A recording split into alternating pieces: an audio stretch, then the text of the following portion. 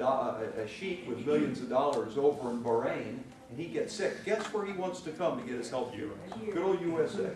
I have a letter that I'm not allowed to give the name of the lady who wrote it to me, but it's about 3 fairly full typewritten pages of her experience with European, both Eastern and Western European healthcare, and talking about what the hospitals are like.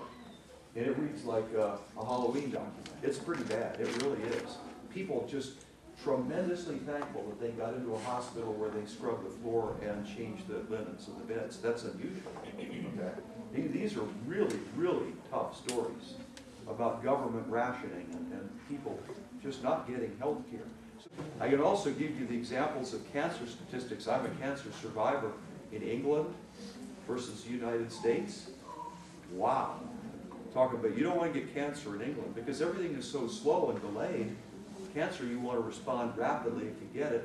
Another, of course, big killer is heart disease. My dad this summer went through a 7-way heart bypass. And from the time he got to the doctor and the time he came home from the 7-way heart bypass was less than 3 weeks. That's U.S. healthcare. That is moving fast.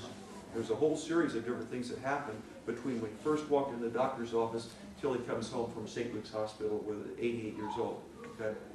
That doesn't happen in these other countries. It didn't work in Massachusetts, didn't work in Tennessee, but why do we want the government to take? But that's where the hard left, get the other side, the hard left of D.C., that's where they want to go.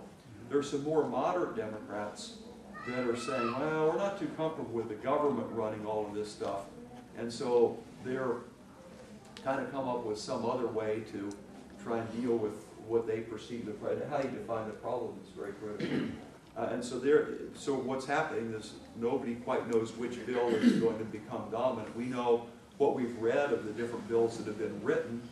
We know what the president says, and then we know what the truth is. And they're constantly, and what the media says on it isn't always true. And that's where people are getting copies of the bill and they're looking it up. I'll give you some examples. The president says you can keep your doctor and your caregiver if you've got that. Well, it's sort of true and sort of isn't. The bill doesn't say that you can't, but it creates a system where the caregivers that you're going to have and the insurance companies won't be in business over a period of a few years. So you will be by default forced out of what you have.